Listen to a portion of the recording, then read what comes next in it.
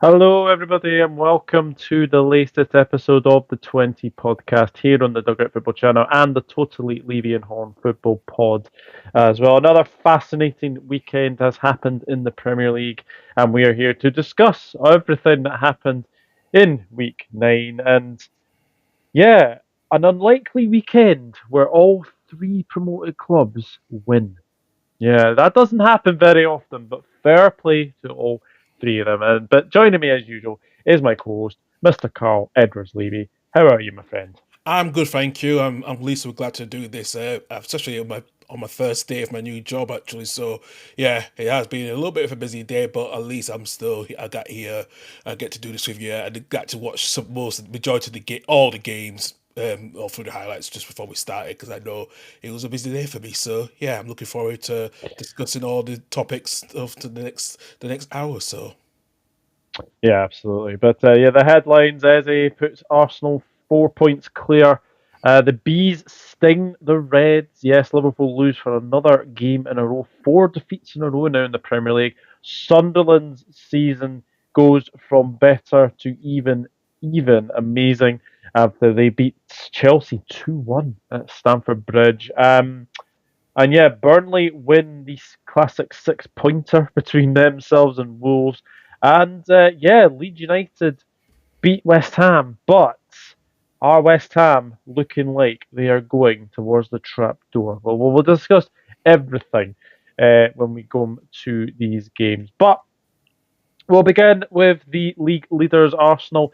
They did beat Crystal Palace by 1 goal to nil. Not a very great game, I've got to be honest. Watched the highlights of this one, and obviously it looked like it was just one team wanting to win. But I think it was written in the stars, Karl, that Eberechi Eze was likely to have a say in this game, and he duly scored the winner.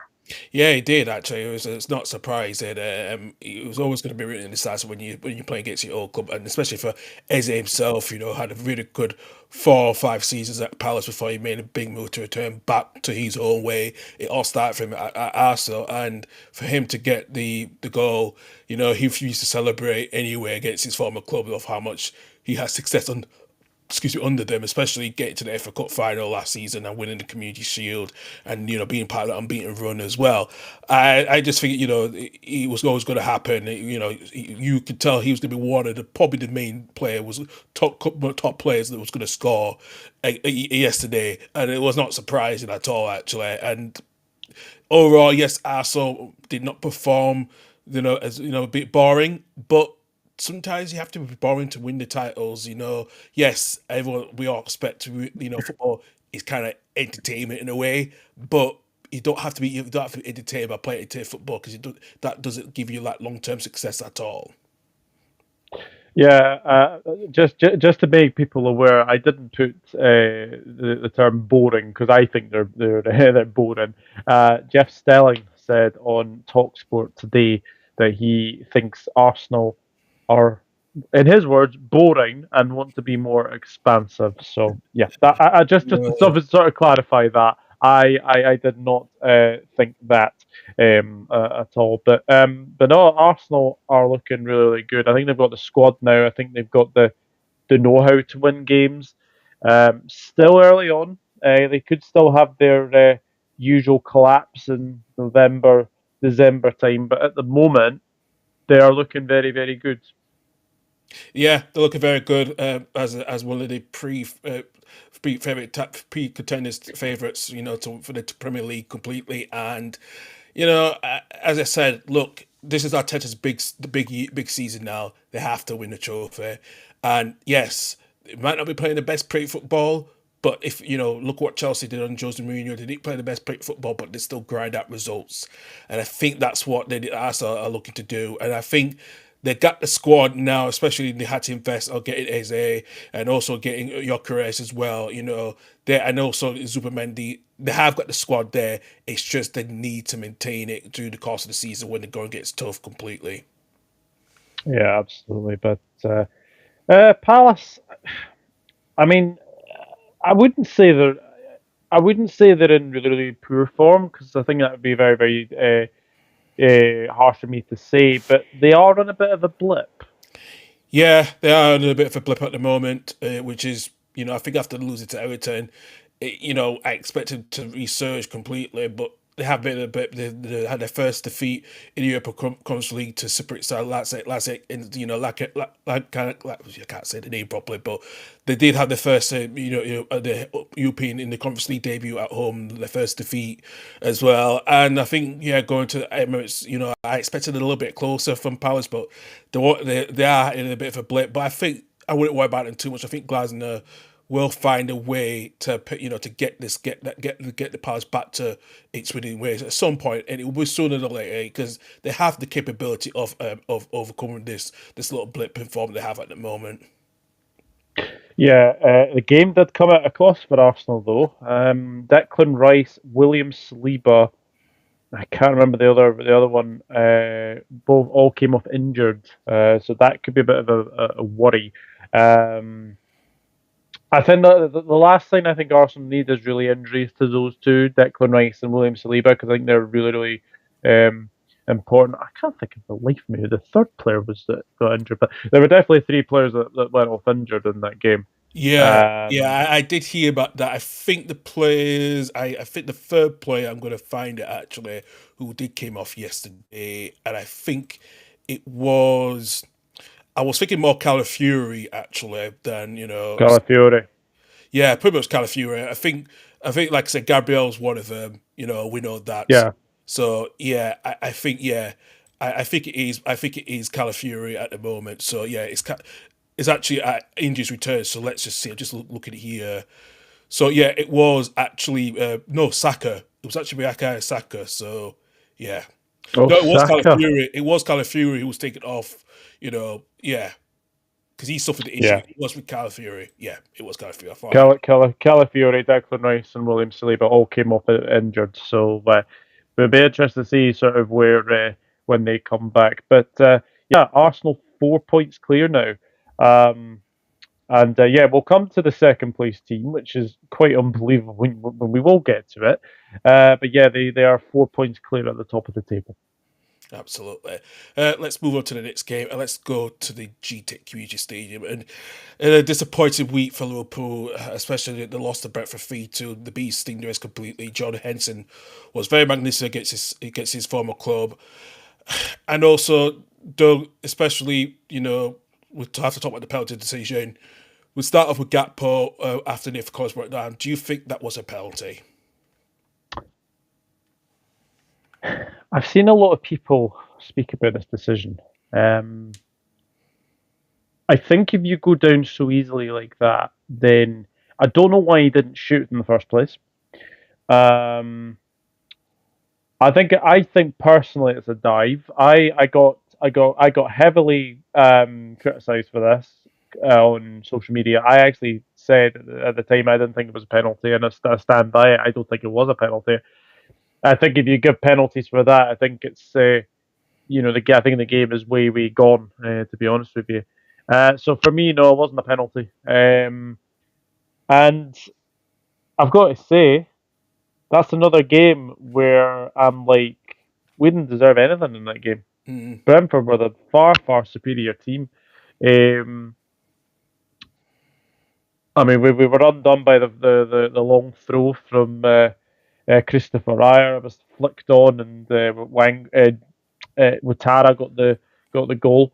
Um, Still a bit unconvinced with Kirkes defensively. Kirkes is the one thing. The one thing that really worries me in this team is that he's bought these players, but it almost seems to me Kirkes isn't a left back. I think Kirkes is more of a wing back. If we're yeah. being brutally honest with us, I think he is more of a wing back. Connor Bradley's obviously the main right back at the moment as well.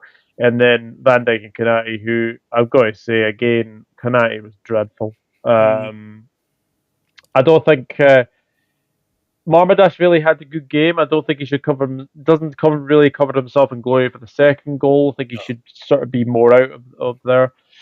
But again, Kirk has obviously gets the goal, the the end of the first half, and then Salah, poor performance, but again, getting that goal, which was a cracking finish to be fair to him. But again, sort of questions why he came straight back in, because the way we played against Eintracht Frankfurt just didn't make any sense to sort of bring him back in. No, What's Federico Chiesa got to do to get a start as well is another matter for me altogether. But we've got players to come back. Gravenberg, Isaac, Allison, they're gonna come back very very soon. I would imagine. But very concerning. 5 defeats in the last six. It's in all competitions. I should say. Obviously four in a row in the Premier League now, and obviously one in the Champions League. It's not a great run, and I fear for Arne Slot. I really do. For the first time in a long, long time, I really fear for the manager. This is that's his really first. interesting for you to say that, especially after he brought one in the Premier League last season, and especially you now say he's under pressure. I think he is under pressure. The amount of money he spent, he had to develop his squad, because the squad that he had was obviously leftovers of obviously Jurgen Klopp. Um, he's got his own players in, and it just feels to me that the pressure is getting to him slightly. And some of the things he's saying in press conferences. Look, I'm not. I will say this now. I said this last week. I'm not one of these people to call for the manager's head or anything like that. But at this moment in time, performances are not great, and that unfortunately lies with the manager, and obviously it lies with the players as well. I do have to say though, Van Dijk hasn't had his best season this season so far, um, and again another penalty decision where yes, it's on the line. I get that, but again, it's lazy defending from Van Dijk. Just just try and get the ball off Watara, who does go down, and it is a penalty because it is on the line, and obviously on the line it means a penalty. Yeah, But I think all our struggles, we have to say, Brentford thoroughly deserved to win. Very, very good. As I said, Jordan Henderson was absolutely magnificent. I thought Sepp Vandenberg was brilliant at the back. He headed everything away. Looks a really, really good wee player for Brentford. And yeah, the, yeah, the the best player on the pitch for me was Damsgaard. He ran the show. Obviously got the assist for Kevin Schade. He was excellent. He was really, really good. And I may have underestimated Brentford. I've got to say this now for the first time this season. I feel like I've underestimated them, same. and Yeah, yeah, it feels like that they could. Obviously, it's still too early to sort of say where they're going to finish, etc.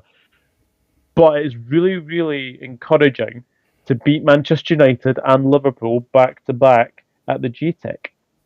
it is very much is, and like I said, you can't underestimate Brentford under Keith Andrews. I think it's surprising that I just see them be comfortable in mid-table this season again, and I think that's all they wanted to have. And I think with Thiago coming back good into the form, and then you got Damsgaard, Vandenberg as well, who surprisingly Liverpool sold a couple of seasons ago. I feel like does Liverpool even have a buyback clause for him? I'm not honestly not sure. I know that they do have with Carvalho. Kelleher, I'm pretty sure they've got a buyback clause for him as well. Mm. But Seth Vandenberg, I'm not too sure. Not too sure, but thought overall Brentford deserved to win. So I've no complaints about the result. No, no complaints at all. I think they deserve to win it, especially beating both Man United and Liverpool in the last couple of weeks as well, which is really good for their especially with the home form is going to be vital this season. Absolutely. But we move from Liverpool's troubles to a team that is absolutely flying, and that is Sunderland. Yet again, another fantastic victory. This time at Stamford Bridge, coming from a goal behind to beat Chelsea by 2 goals to 1. I mean, we'll get Michael's thoughts very very soon, Karl. But once again, what a victory for them. I mean, 20. It's the funny thing with Sunderland now is that yeah, they've got 17 points. They've got 23 points left to get to that magic 40. But I honestly look at that Sunderland side and I just don't see anything of them to be in trouble. Yes, they've got a tough run of games coming up. Obviously, the next couple are really, really difficult. But they've obviously got to Stamford Bridge and won. Yeah, How impressed have you been with Sunderland? Because I've got to say, they have been a big surprise for me. they Not have not been. so much not so much to the fact that they've got these results, but it's more of the fact that they've been very, very competitive, brought almost really like a new sort of squad, but it's definitely gelling. It's yeah. There's so many I can't say anything more to give more than a praise for Reggie Labrie and Sunderland at the moment. I think it's that these players have no fear in them, and I think for the first time we've seen that they're not fearing when you have experienced captain like lead like Granit Xhaka who won at Bayer Leverkusen. He comes back and actually really takes that midfield to storm. Lefebvre has been he's worth the outlay now after he came on last season alone and they pay which is big money.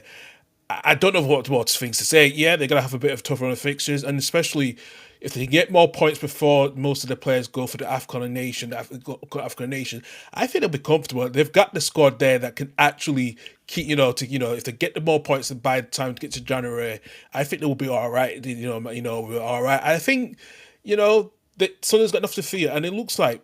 But hearing rumours that Joe Bellamy might be back at Stadium Black because he's had a bit of a not good time at Borussia Dortmund. So he could back and Son can make again another kind of profit, especially because they had the percent profit. So to quite honestly, overall, Son have been doing quite well and they're counter attacking, it works for them. And I think that's what they needed to do, and especially for the first goal coming from a set piece and, Wilson Eastlaw got the equaliser. But Tabali, who I've been rating so much when he's at Club Brugge to get the Mm, winner. I said he's gonna be that gem for Sunderland if they do if he keep him fit and as well, and he's gonna be having a lot of suitors in the next couple of years. But I think overall, where Sunderland is that they got this no fear, and I think for the fans for the first time, it's a huge optimism after being over 8 years away from the Premier League, and it needed to be as well because after what happened, it's taken so long, but that club is very well run, and I think the tactics is spot on when they play against the teams, not just the teams around them. And everyone's saying that they've had easy games. Not really. They've had difficult games. They had to beat a difficult Wolves side at home. Got a point against yeah. Villa after they went down to 10 men.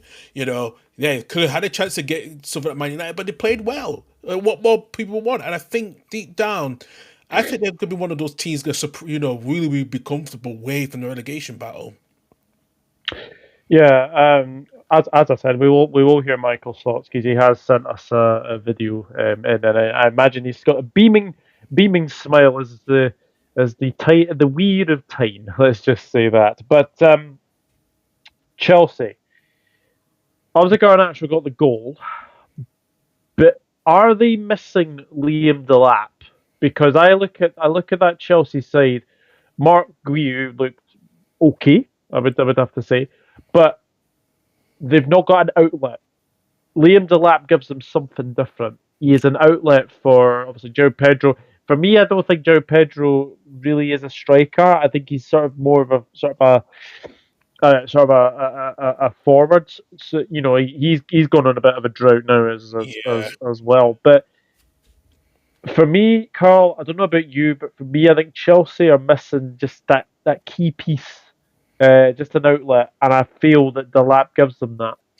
I do agree with that, Doug. I think with that, it's been a key missing piece. I know Cole Palmer's been missing out, and he's out again till after the November international break. But I think Delap holds is the more credible option they've really missed at the moment up front. I think, like I said, Pedro started quite well, but he's balled off a little bit, quite hugely, especially not having Delap there. It's a bit of a worrying time for Enzo Maresca. He's not really thought, but to try to soften that blow, who can actually play up front.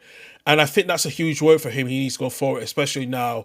You're a guy not just scoring, but I think when you're not having like a player when you bought Liam Dart for that reason to be that replacement, then I think it's a huge concern. And I think it's vital they try to get it back sooner, before either before the international break or after, because there's going to be Chelsea going to have some winter fixtures coming up to the festive period. Yeah, they absolutely do. But until further ado, we will hear from our very good friend Michael Bowers on another fantastic victory for his team. Chelsea 1, Sunderland 2. No, you are not going partially deaf. You are not going clinically insane. You are not on crack cocaine or any high level of drugs. That score actually happened. And I can't believe I've actually just spent the last 15 seconds or so talking about that. Keeping my head firmly on the ground. It is still 40 points. That is still the target for Sunderland this season. That is still the overall aim for this season. It's still survival for me. Now, I've heard whispers from inside the club, and this could be just gospel. It could be. Don't take it as pure gospel because it could be nonsense. But the aim within the group is that they want better than this season, as in just staying up. Now, me personally, if you offered me 17th right now, I'd be over the moon with that, because it's obviously been 8 years prior to this season since we were last back in the Premier League. But I think as Karl and Doug, and thanks very much to these two legends for having me on, by the way, every fan of every club will tell you, you stick with your club through thick and thin through the bad times. And believe me, I have seen plenty of bad times when it comes to Sunderland, and I can now appreciate how good we seem to be right now. I don't want to jinx it too much, but there's still 29 games to go. But Saturday was a different level of excitement for me. Now, obviously, there is some slight caveats to the fact that Chelsea did play Ajax a few days beforehand, which might have helped a little bit, I don't know. But I'm not letting people take that away from Sunderland. That is a fantastic 3 points. And the way we did it as well, going behind in the first 5 minutes, let's be honest, after that point, who would have expected Sunderland to come out of that with 3 points? Who would have expected us to come out of that with 1, let alone 3? But this Sunderland doesn't seem to give up. It doesn't know when it's beaten. It keeps going till the end. From a heart rate, it's still too literal. But at the same time, I think the Sunderland deserve immense amount and enormous credit for sticking with the game plan, for sticking in the game, for making sure we were resolute and hard to beat. And, Nordi Mukiele is just the king of long throws. I think I've just decided that, just to self-proclaim him as the king of long throws. And I think his long throw led to Traore having a shot in the 6-yard box, which then led to Isidore stabbing the ball home from the ricochets and everything else. It causes havoc. It causes problems. If I was to quickly go through Chelsea's goal, I think from defensively from Sunderland, it's not the best. But I'm more lenient with it now than I was, say, when we were in the Championship, or especially when we were in League One, because we're up against some really good quality players, and that sort of stuff can just happen from time to time in the Premier League. It just can. So for me, I think going 1-0 down, I thought stay in the game and don't get battered, really. But, to get back level was really encouraging, and at half-time it was 1-1, and even going throughout the second half, I would argue, although Chelsea did dominate possession, we had a higher XG than Chelsea, and I would say we had better chances than Chelsea as well. That's the big thing. And I know Chelsea aren't the Arsenal standards or whatever else this season. And obviously, of course, they're probably not going to win the Premier League. Of course they're not. But that doesn't make them a bad team. That doesn't make them a team that's not capable or should be capable of finishing in the Champions League places, and a team that should be right near the top of the league. And I think they were on 4 wins in a row in all competitions in the build-up to this game. I'm pretty sure they were. And I watched them against Liverpool. Sorry, Doug, for that. I watched them against Liverpool a few weeks back, and they battered Liverpool. I thought they were the better team and deserved to win that night. So, if Doug disagrees with me, that's fair enough, of course. But the point I'm getting at is, a promoted club should not be coming from 1-0 down and going to Stamford Bridge and win.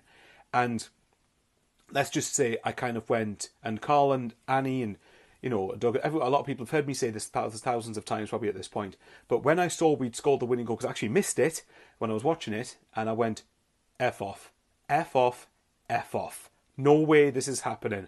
This is a dream. I'm going to wake up in a minute. I can't have nice things. This goal is going to be disallowed. So to quickly touch on the winning goal, look, Labrie made some proactive changes, and he brought on Broby, he brought on Rigg, he brought on Talby. These were players that helped us out massively when it came to trying to get the. And what was good for me is that we didn't just settle for a point. Obviously, we were resolute and had a structure first and foremost, and if we were going, the minimum we wanted to come out of that was with a point.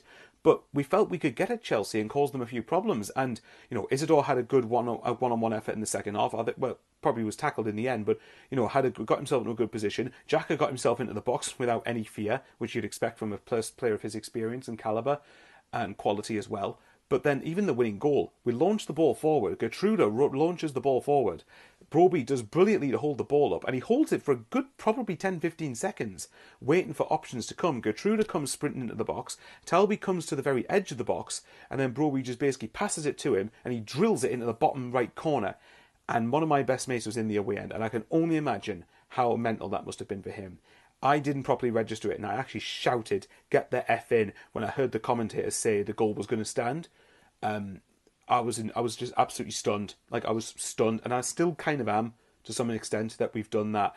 But with all due respect, like I said, when I've watched my club have years of relegation battles in the Prem, and watching smaller, sometimes much smaller clubs achieve better than us in the Premier League, which for me wasn't good enough, and we were just settling for 17th and not wanting to actually do any better for a club of our size, and then watching us go down, then go down again because it was so much fun the first time, and then stay in League One for 4 seasons, being out of the Prem for 8 seasons, and again, not to make it about Newcastle, but watching them become the richest club in the world, watch them be in the Champions League twice, and watch them win the Carabao Cup. Like, with all due respect, I think I bloody deserve to have some excitement and deserve to have something good to actually come of it. And look, it is still 9 games in the season. We know that. There is still a lot of football to be played. We need to keep our feet on the ground to some extent. But as one of the lads called Davey, who used to call BBC Radio Newcastle, said, let's get, to some extent anyway, let's get carried away, man. This is fantastic, this. If you can't get carried away in times like these, at least to some degree, we might as well give up watching football. And that is so accurate from Davey, God rest his soul. So yeah, I couldn't be prouder of the boys. The amount of effort and desire and intensity and endeavour that this lot have shown on the whole so far this season has made me super proud to be a Sunderland fan, and has made me super proud with the effort that they put into the season. And what's really encouraged me is it's not just work rate, it's quality as well. It's built between work rate and quality. Like Annie said to me just off air at the time I'm recording this, I've just literally done the Championship review show with Karl and Annie. And Annie was saying, look at the squad Sunderland's got. It's good. Like, there actually is a good team there. But yeah, look, we need 23 more points. As I said, I want this to gradually come down for the points tally we need to stay up. But I'm looking at it, I'm going, we're on 17 points now. We need to get 23 more, which is 6 wins and 5 draws if you want to look at it that way, in 29 games, which is more than doable. So, like I've said loads of times, long way to go.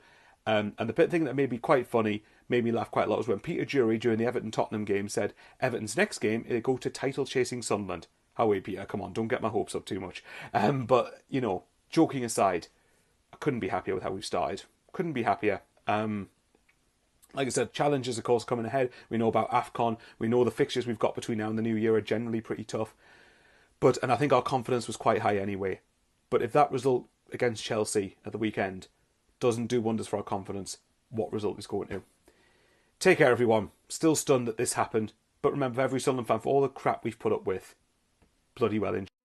Yeah, I think he summed that up perfectly. Perfectly, yeah. Just an amazing result.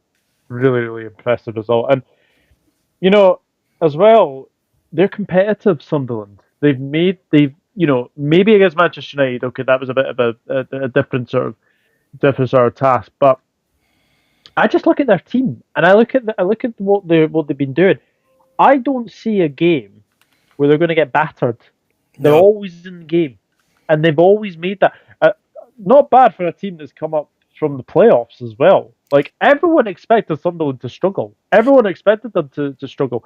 But I'll be honest, I did say that I had the feeling they may stay up, but goodness knows, the only way is up for the Sunderland side.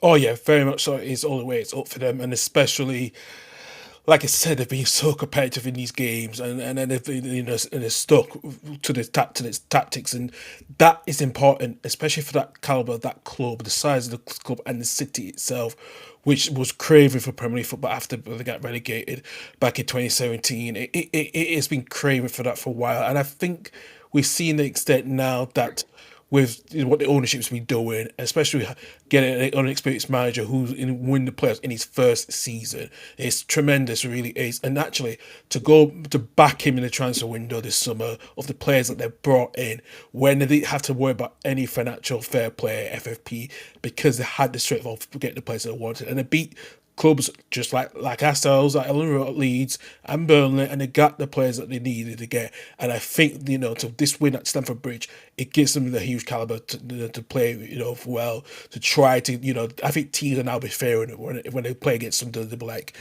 how do we deal with their counter attacking? And that's going to be because there is match winners in that squad. Yeah, absolutely. Right, let's move on from Stamford Bridge to go into the game, one of the Sunday games, and Aston Villa beat Man City 1-0. A goal from Matty Cash Scott's in the first half as well. But Doug, we have to talk about one of your players who's on loan, Harvey Elliott. Is the move to Villa on loan has backfired? Has it backfired completely? I knew that he wasn't in favour at Aston Villa. Emery's obviously said he expects more from Harvey Elliott. Now that's probably to Harvey Elliott's degree as well. Like I think a lot of people said that he he, he struggled to get games at Liverpool, and I can understand that. And I can understand why. I can't understand what is going wrong at Villa though. Mm. When I look at Villa, they're a team that are doing really, really well now. They had a slow start to the season. They're doing very, very well. Look at what happened to Jadon Sancho at the weekend as well. Yeah. Jadon Sancho was basically substituted. He was subbed on and then subbed off. Now that doesn't happen very often. The only time I can think of that happening was Moise Keane at Old Trafford for Everton. Great one for Aston Villa, but again, I think the thing about Harvey Elliott is it's going to sort of deny them that to enjoy that victory, because everything will be all obviously about Harvey Elliott. But during the game, I thought Villa were excellent. I thought they really, really showed that they were a very good side against Manchester City. Cash obviously getting the winner, which was great to see.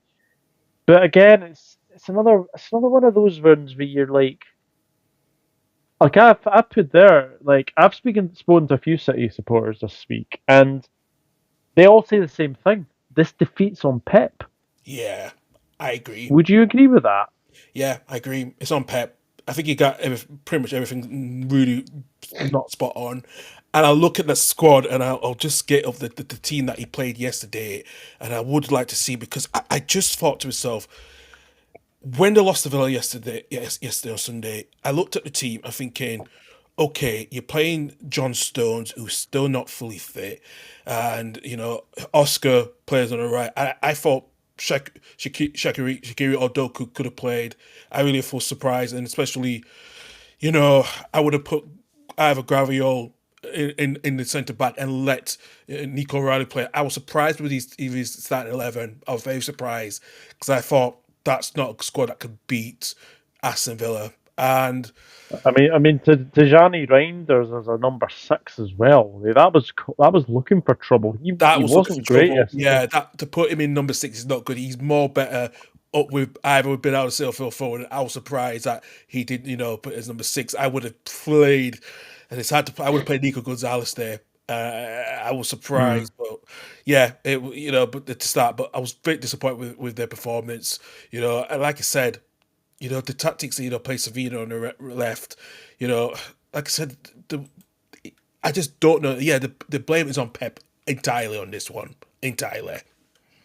Should they have cashed in on Savino? A lot of City fans not happy at Savino's performance. Yes, I would have cashed in, and if you had to cash it and you were going to get Rodrigo, then you should have cashed in completely. I was surprised, but and eventually Spurs didn't get him because man, and the £50 million, you had £50 million there, and you would have got a good profit out of him, and you could have got another a winger, and I think they would have done, but I think they might have looked at that in January again if he's good enough because. Did he not just sign a contract extension, Savinho, as well? Not till after this, the transfer window closed, because I feel like might say did give him a contract. So that's a bit of a worry when you give him a contract, another extension, Yeah, and he's not been good enough for City the last few weeks. And I don't blame the Man City fans having it going because I think he's he's a liability at the moment, one of the liabilities at the moment. yeah, yes. But a very, very good victory for Aston Villa. However, the Harvey Elliott situation needs to be sorted out immediately. It has to be. Now, it's an option to buy. I don't think it's an obligation to buy. It's an option Option to buy by for 35 million. I just don't. I just don't see. That's just really happening. I really, really don't. I think Harvey Elliott's going to be a Liverpool player again. I would not be surprised to see that in the slightest. I mean, I wouldn't be surprised if we potentially loan him back in January and think, right, get him out for another loan deal. Because again, I can't really see him fitting into the squad. Do you know what? I would not be surprised, and I will say this to you, Doug. I would not be surprised if Leeds was going to be one of those clubs because I think there was some murmurs back in the summer, especially if you wanted to, him and some of the players, but it would not be a surprise if he's been linked to like some of the clubs that are really pushing it up the boundaries up in the Premier League. In a way, yeah, I think this wrong move. This is not a good move for Villa at all to not play him at the moment. I think because they're paying a decent amount of low fee for him as well. Excuse me, and that's the thing. I think Villa, especially when they find with players that are available, they're not good at dealing with it. Other than Marcus Rashford, that's a bit different, but. For Harvey Elliott, that's a bit of a worry with that one. If you're not playing him, and I think he's not being fair, and he's got his degrees, he's got part himself to play for that. So look, we're not surprised if it's either be one of the teams down at the bottom half of the Premier League will get him in January. It will not be surprised at all because I don't think he'll get anywhere near the England squad. No, that's Not my under Thomas Tuchel. that's my concern. Not under Thomas Tuchel. I think Tuchel's already looked like he knows his squad already now. After a call, I think he knows his squad already now. And that's why I Yeah, think Harvard would not be in that part of that squad for the World Cup next summer. yeah, yeah. Unfortunately, I agree with that. But going away from one Manchester club to another. Well, well, well. Are they back? Are Manchester United back? Well, 4-2 against Brighton. I put there Brian Mbuemo, absolutely superb. Is he Manchester United's best signing in the summer?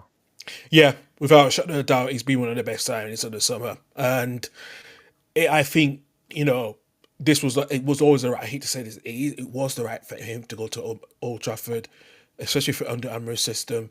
I think he's been one of the fantastic signings for them, probably out of Cunha. I think Cunha's behind him, no doubt about it, because Cunha got his first goal for Manchester United. But deep down, yeah, I think Mbuemo was really their best signing this summer. And the way he links up players, the way his finishing is first class, and I think that was the why he was had a good partnership with Vissa at Brentford last season because the experience they needed up front. And Sesko, he's slowly getting into the starting 11 now, but I think Mbuemo was always going to be that first player on that team sheet alongside Fernandes and Cunha. So it's a good win for Ruben Amorim. 3 wins on the bounce as well, and like I said, it's totally 2 games away for Frank, the Man United fan, to get his haircut. Bloody hell, I can't believe that's going to happen if they win 5 in the trot. Yeah, I didn't think that was ever looking like it was going to happen. But yeah, three wins in a row. Welbeck, very good free kick, I've got to say. Returning to Old Trafford, and yeah, cracking free kick as well.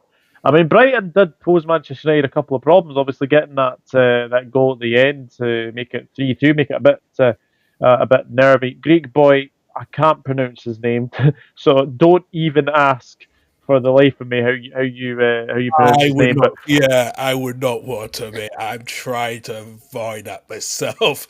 As I'm trying to avoid with me being dyslexic, but it was. Listen, I'm going to pronounce it.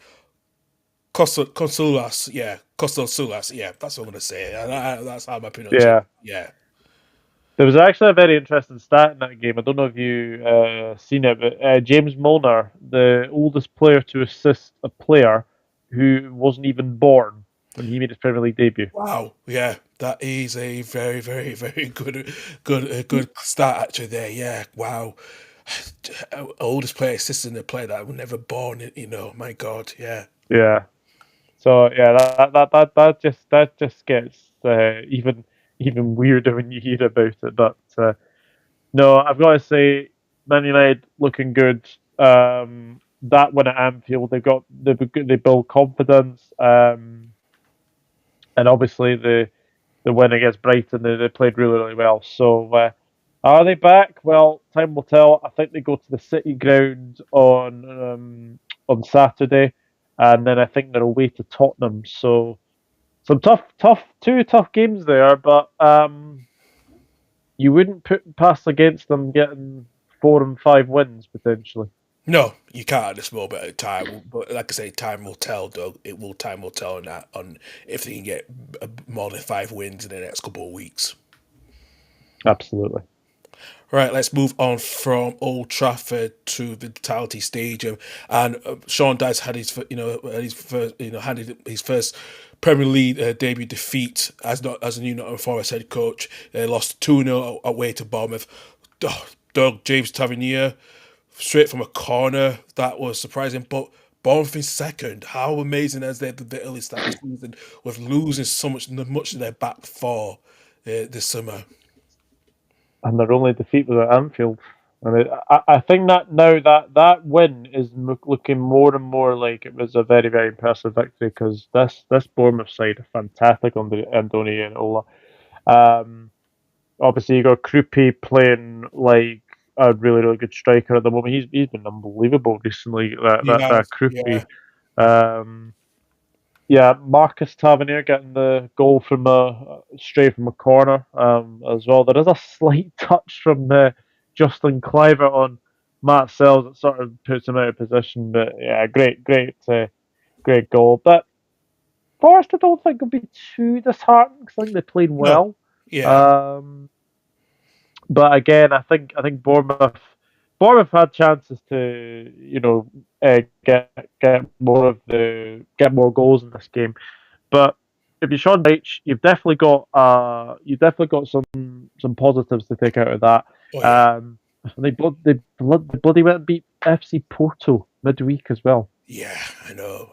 In Dyche's first game, I think, it's gonna the players are looking a lot more happy. I think they suit the style of what Dyche plays, and I think, maybe now he's gonna get the use of the players that Forest did buy this summer to get the best use out of them now completely. Because if they want to stay up, I think Dyche is gonna have to prefer every single player on that field every so often, especially while they're playing in Europe. They have to now, I was not. I was praying if Big Ange was still there, because at least play them in a couple of weeks' time before the international break. But it's maybe a little bit fear now that with them slowly back, they're back to the old selves. So yeah, time will tell of where they are before we play again in a couple of weeks' time.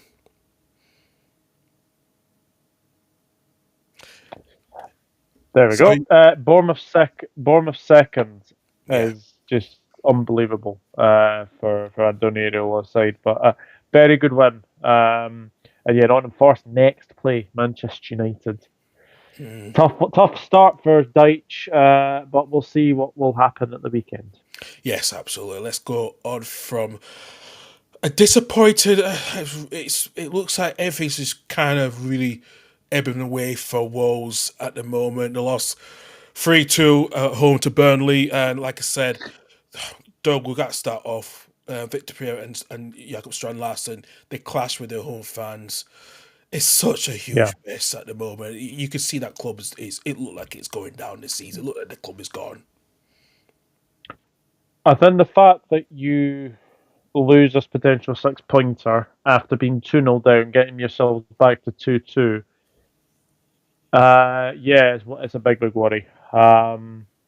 First things first, I thought Burnley played really, really well. That Yeah, Zian Fleming first goal, if anyone hasn't seen that first goal, takes it, basically, ball is basically coming up, basically coming over his head, gets on his left foot, and he just basically just places it. yeah, Brilliant goal. Absolutely brilliant goal. Um, Second goal, carbon copy. Of the left back getting into Zian Fleming, and that was obviously 2-0. Then obviously they get the penalty from Strand Larson, well, they're getting that back, and then Munetsi getting the 2-2. And then after that, both sides sort of were going sort of back to forth, back to forth. But yeah, the one thing is Lyle Foster getting the winning goal, and again it's poor defending from Wolves. It really, really is poor defending, and Sam Johnson comes out, goes into the back of the net. But I tell you, the one person Burnley have to thank for this victory, Martin Dubravka. That save at the end, where he just has to basically claw it out with his left hand. Fantastic save, and that was for me a well-deserved 3 points for Burnley, because I did feel in the first half that they were the better side. Um, it could have been a draw in the end, but yeah, I worry for Wolves now. I really, really do. I don't see where the next win's coming from. I don't see where the next point is coming from. no, They've obviously given Pereira this new 4-year contract now. It feels like something's happening at Wolves, and I yeah. don't think it's anything to be happy about. I think it's something to be really, really concerned about. But The one, the one. what were Sorry. your feelings? What are your feelings about Wolves? It's like what you just said. It's something's not right at the club, and I read something in the Athletic today, Doug, actually, and it's John Textor has been linked with the club, the former Crystal Palace shareholder, John Textor. He has been linked with of buying a stake at the club, but it's gonna be a bit complicated. So there's a lot of complications in that one. But he's been sniffing for another Premier League club, Championship club, and Wolves has been one of the names has been attracted to him. I think because what's going on with the Fashine International ownership is what's been going on. It's a lot of concerns, especially when you lost a lot of good players over the last 5 seasons. It's hit them so hard. It's really hit them so hard, and I think there's been a lack of a return of investment into that squad as well. But I think with the manager upheaval of after when Nuna left, it's yeah. I think they peaked so too high towards after Nuno, and then you could see the slow decline at the moment. And I think this is the scenario. Then I just see that the ship's actually going down slowly, and I think it will go down. But come by the end of May, the ship will be down, and I will see Wolves as a championship team next summer. It feels like it's going that way. It feels like it's going that way. But a quick one on Burnley, first away win of the season, and actually they looked pretty good. I thought the way that they played at the weekend. Parker's got them playing for sure. He has, and I think it's like I said, these managers who have been promoted a lot, and I know can you say Scott Parker is one of those super managers, maybe, but I think if he could continue to get this Burnley side good, getting good results, I think they will. I think they have a chance to stay up, and I think Parker, like I said, he's playing the right way now after learning a lesson. I think Burnley suits him more than he was at Bournemouth or even at Fulham as well. So I think yeah, I think he don't be surprised. Like I said, the way he's playing, I think they continue that good run of form, and it's fair play to the Clarets because you know they after the last couple of seasons, under company, they could have gone. They could have got Ruud van Nistelrooy, but they didn't, and getting Scott Parker, which was not everyone's cup of tea, but I think everyone's now praising him a bit of what he's done at Burnley, including this season as well. Yeah, absolutely. Right, let's go on from to Friday night's game, and well, Doug, I have to say, two quick fire goals from Leeds to win against West Ham, 2-1. Listen, we got top ball at West Ham, Doug. They can't Yeah, defend the corners. Is this squad yeah. not good enough for Nuno completely? You take Jared Bowen. You take Crescencio Somerville, and you take Lucas Paqueta out of that team. They are as average as you can get. I honestly feel for Nuno going in there. There's already talk that he's now under pressure, which would be really, really not surprising in the slightest. It's just been a disastrous season so far for West Ham. Yeah, Um, but again, I watched that game the other night, Leeds West Ham. You get the first goal in 3 minutes. 3 minutes. That's all it took. yeah, And you know, Aronson was obviously criticised last week for his misses at Burnley.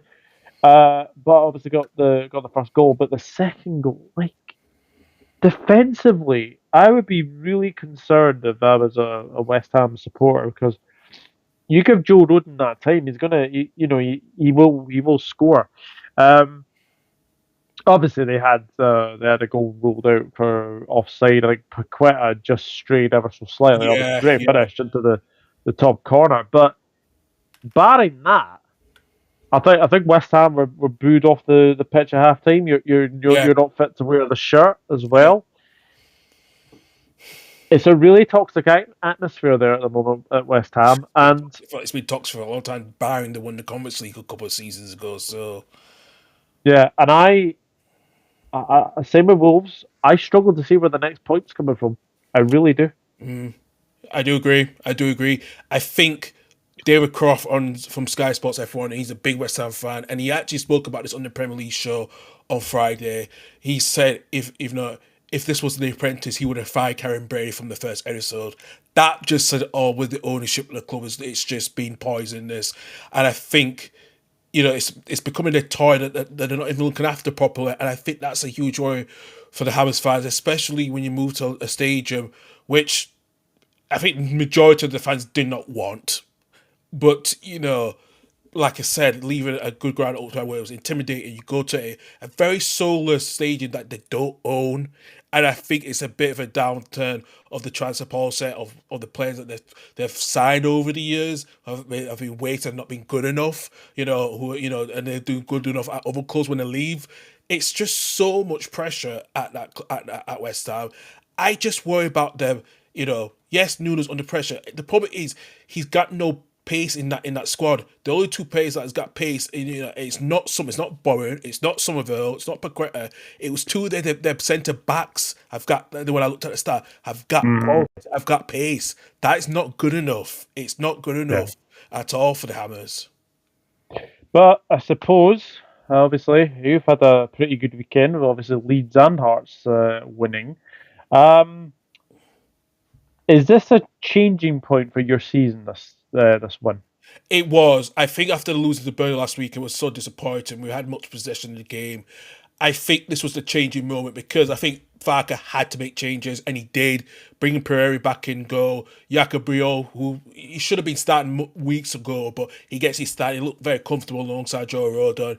And I think, playing, letting Stack come off for a bit and playing Tanaka, which was, I think, was needed. We missed it. We missed that part. Missed him completely, in that midfield three. But I think Harrison has been that workhorse that a lot of people are now applauding a little bit more now after the last season. A lot of fans didn't want him to be there, and finally gets his first goal in the Premier League since, his last goal was against the goal against Chelsea 2 years ago when we won 3-0. Yeah, And yeah, like I said, I think he's been a work rate, and you know what? Yes, he's attacking. He's been focal with his attacking, his chances, but he's been better more defensively, which was needed playing alongside Bogle, which has been vital on that right hand side. But I think, like I said, to get that win on Friday, when I looked at the stats on Match of the Day on Saturday, the clubs have got the promote clubs who get lower points and more, they all stay up. So this could happen that all three promote teams could stay up because it's what we need, and I think this is why Leeds were not going to be asking for more possession as long as we could be effective when we close it in and counter attack. That's what it's needed, and I think like I said, the set pieces is probably been our second biggest factor as well, as well. Yeah. So, which is really vital because we were shocking the last couple of years, but I think we've turned the corner of that of physicality that we've needed. Just worry about Goodmanson. Is he going to be out? Hopefully not for too long. And I know he went off with a back injury. We do expect Nonto to be back in the squad as well soon. Dan James got some minutes as well. So yeah, looking at that. So I think at the moment it was a turning point that was needed on Friday night to get that result. Because I think if we didn't win that game, it would have been there was going to be concerns. But Farker is learning this lesson. He's put I think making that change on Friday was the right thing. And, I think Jakobio, might be in that starting a little bit more often now going forward, and then Strike. I think Strike and Rod have been good, but Strike, being Strike being out with a cold. I think Bio deserves a lot more game time because that's what we paid big amount of money for him as well, actually, about 50, 70 million. It's what we pay for him, and we need to use him, utilise him alongside Rodon. Yeah, huge win for Leeds, but if you're West Ham, you are looking ever closer towards the trap door. Yes, only 9 games played, but just worry where your next point's coming from. Yeah, it's a bit worrying, though. It's a bit worrying. I'll let you take on the promoted game before we get into the last game. Yes, and this was a bit of a surprise. I didn't actually see this coming. Everton 0, Tottenham 3. I mean, Everton were, well, let's just say they were poor, but they did have their chances. Obviously, Grealish had one that was off the line from Porro. Beto had one that was an overhead kick saved by Vicario. I've got to say, Vicario did have a very, very good game. He But looked a little bit more better this time. In the last couple of the week before, he wasn't really that good. So yeah, and Van den Ven double as well. And then Papi Sarr gets a goal, but doesn't celebrate. Now, obviously, you can understand his frustration because he hasn't really been in much in the team, Karl. But what a great result for Spurs! They're up to third now with that win. yeah, a really good result for Tottenham, and they needed it as well after the last, couple of games. They were a bit iffy in the last couple of games, but to get that, especially in Europe, to get that no at Monaco, I think it helped them a bit, especially with the last game when they played in the Premier League. It was Sunday night, they lost 2-1 to Villa. It was disappointing, but to get that way to try to bounce back after a tough weekend before at home to lose to Villa late on, but to get the draw against Monaco, a very very difficult Monaco side who had chances to win that game, and I think Vicario, it looked like he's slowly, he redeemed himself after the game before. But yeah, a good result for Thomas Frank and for the Spurs team as well, completely, to get that 3 points. Yeah, I mean, the second goal, I've seen people say that this is a foul on Jordan Pickford, but for me, I think Jordan Pickford needs to be much, much better. Yeah. He has to be a lot stronger. Van de Ven just peeled off him, and it's a fantastic header. Yeah, I agree as well. I think Pickford was too soft and not not being physical with Van der Ven to get to lead to the second goal. Yeah, I think Pickford should have done better than that to completely. There was no way it was going to be a free kick at all.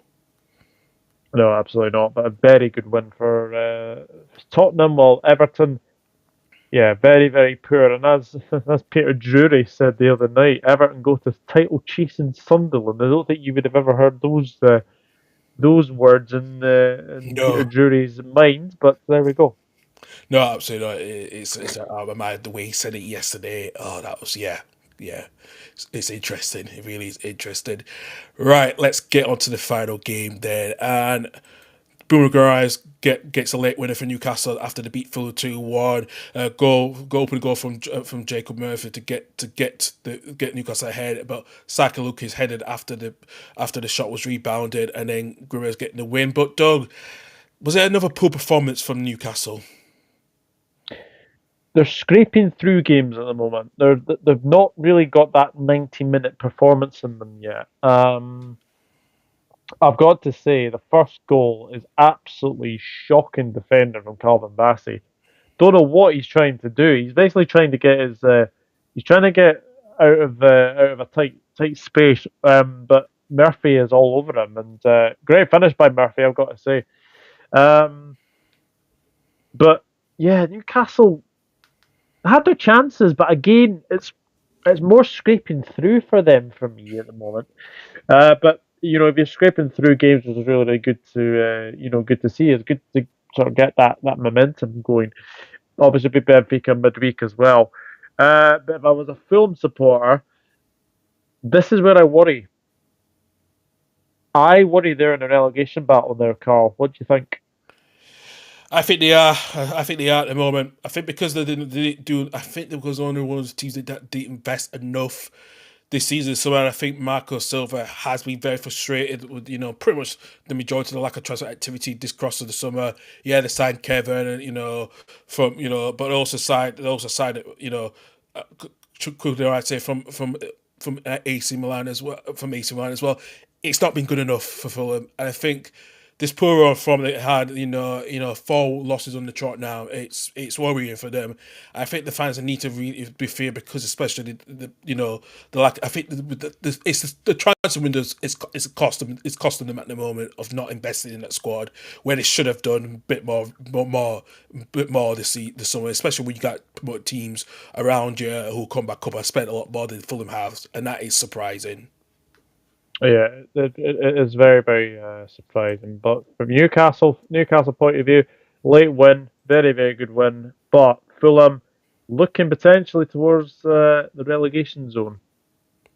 Yeah, it's a huge worry at the moment, Doug. It's a huge worry for them, and I think, listen, they're on the fixtures at this moment. They've got to go to Wolves on Saturday, which is a big 6 pointer that one, and then they got everything before the international break, and then after that they got the home to Sunderland, and then away to Spurs on the 29th around the end of November. So there's some huge games that need to get some Yeah, points against the bottom sides at the moment for them. They need the results now, or they're going to be. If Forest beats them, then that's a huge calling, because if Michael Silva's not signed a contract extension yet, which he hasn't yet, I think Fulham will need to think about this carefully now, thinking, do they extend his contract while in the relegation battle? I think that's what Sharkhan needs to decide. yeah, absolutely. But that rounds off week 9. We will just go to the table. Yes, absolutely. So Arsenal are now 4 points clear ahead of Bournemouth, who go up to second. Spurs and Sunderland make up the top four. Man City go down to fifth, with Man United now on level points ahead of them. Liverpool with their running form and now level points with Aston Villa, Chelsea, and Crystal Palace. The only over three teams in that the rest of the top 10 lost alongside Man City. Palace are now 11 points with Brentford. Newcastle, they're now 11 points with Brighton, but ahead of goal difference at the bottom of the table. It's still struggling Wolves at the moment, with West Ham behind them, 2 points ahead of them, with Nottingham Forest on 5 points, and Fulham are now dropped down to 70 points after Burnley got the win yesterday at Molineux. Yeah, absolutely. But that does round off another episode of the 20 podcast. My big thanks to co-host Karl Edwards Levy. Tell the people where they can find you. Yeah, you can find me at the Totally Leaving Home Football Podcast on YouTube. I am back on this weekend to do the Saturday show before I meet Michael to watch Hearts against Dundee on Saturday. Then Sunday we'll be back to do the Championship review at 8 o'clock onwards. I think from after next week I will let you know what's happened, because I know my new job. There will be 1 or 2 appearances on some of the shows I might not have to do each weekend because due to my work commitments, but I will keep you guys informed of where I can do when I'm back on the shows as well. So please keep an eye on that on our community page on the channel's on YouTube channel. Yeah, absolutely. Apologies. I've had a bit of a cold this week, so if I've been sort of a bit bunged up, etc., then you'll obviously know why. But big thank you to everyone who continues to watch and listen. Going forward from next season, we will be obviously doing Spotify. I have decided from next season we'll go from this to Spotify. Obviously, we'll still do the videos as well, but looking forward to that. But if you have liked what you have watched, then please do hit the like button. Please do hit the subscribe button on my channel and on Karl's channel, as this video will go out to both channels. And also press that little hype button as well, because we all know YouTube is all about algorithms. But another fascinating weekend. Sunderland flying, Wolves dropping, West Ham dropping, all the promoted teams win. Yeah, very interesting weekend. And we look ahead to week 10 next week. But from myself and Karl, it's goodbye, and we'll see you very soon.